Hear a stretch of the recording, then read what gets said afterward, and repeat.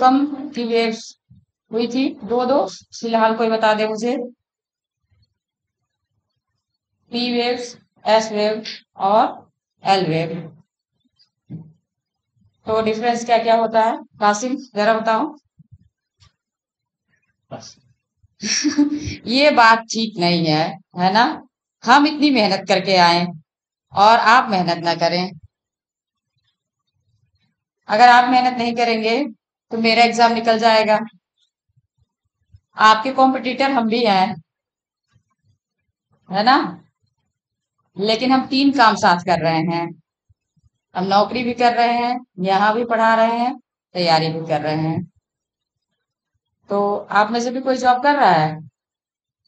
अच्छा, आप भी कर रहे हैं और कोई? दोनों लोग? तो प्राइवेट सेक्टर में है? तो कब से कब तक टाइमिंग होती है आपकी? अच्छा।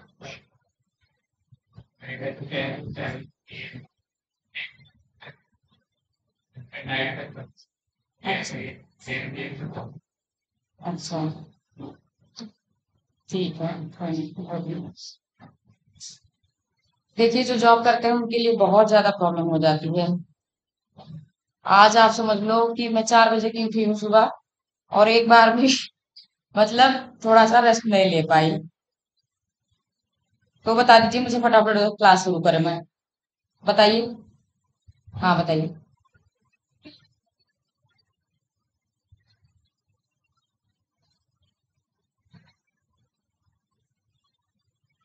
तो कौन सी सबसे तीव्र होती है और सबसे विनाशक, सबसे डिस्ट्रॉइंग? एल्वेन।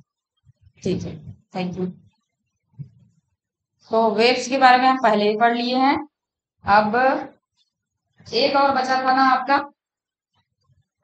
जो थर्ड वाली थी एल वेव, उसमें थोड़ा सा और बचा था, उसको लिख लीजिए।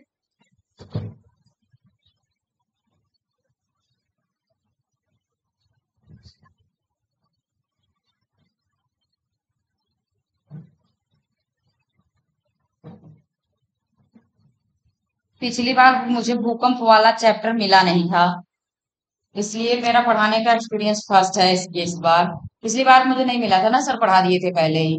जो वो सर हैं, सीनियर सर थे, वो पढ़ा दिए थे। तो इस बार जो है मुझे खुद से अपना नोट्स बनाना पड़ रहा है और खुद से ही मेहनत करनी पड़ रही है। क्योंकि देखिए, जो मुझे आता है मैं समझ पाती हूँ। आपको कैसे समझाना है कि आपको समझ में आ जाए, ये भी बात है। अब मैं अगर हिंदी इंग्लिश में थोड़ा बहुत मिक्स करके भी अपना समझ के क्वेश्चन कर लेती हूँ, लेकिन आपको समझ में आना, आपके तरीके से समझाना, इसके लिए मुझे मेहनत करनी पड़ती है। तो आप भी मेहनत कीजिए, इसे याद कीजिए।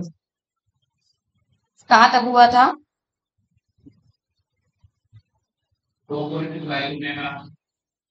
धरातली तरंगे अन्य दो तरंगों की अपेक्षा कम वेगवान होती हैं। एक ये, इनका भ्रमण पृथ्वी पथ का धरातली भाग होता है, भी होता है। बस इतना ही। उसके बाद लिखिए तीसरा, ये लहरें पृथ्वी का पूरा चक्कर लगाकर, ये लहरें पृथ्वी का पूरा चक्कर लगाकर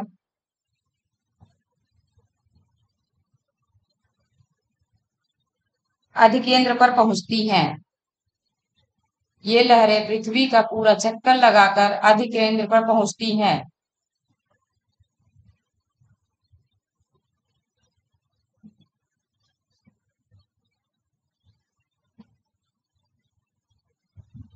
हिंदी में तो मैं बोल ही रही हूँ, हिंदी वाले जल्दी लिख लेते होंगे, लेकिन इंग्लिश वाले जब सेंटेंस खत्म होता है तब अपना सेंटेंस शुरू करते होंगे, है ना? तो उनको भी टाइम चाहिए, तो मैं टाइम लेके बोलूंगी आपको। हो गया सभी का? अतः इन्हें पी और एस वेव से अतः इन्हें पी और एस वेव से अधिक लंबा मार्ग तय करना पड़ता है। अधिक लंबा मार्ग तय करना पड़ता है। या इसको अगर आप शॉर्ट में लिखना चाहे तो ऐसे भी कह सकते हैं, अन्य दो लहरों की अपेक्षा इनका मार्ग लंबा होता है। ये शॉर्ट तरीका है।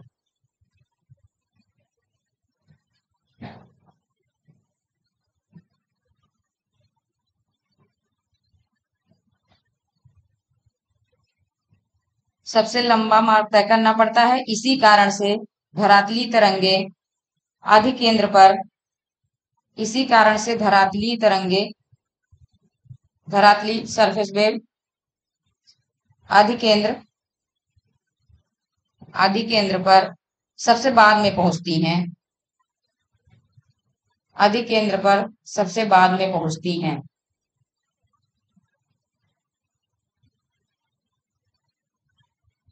धरातली तरंगे सरफेस वेव सबसे अधिक विनाशक समझी जाती हैं। सबसे अधिक विनाशक समझी जाती हैं।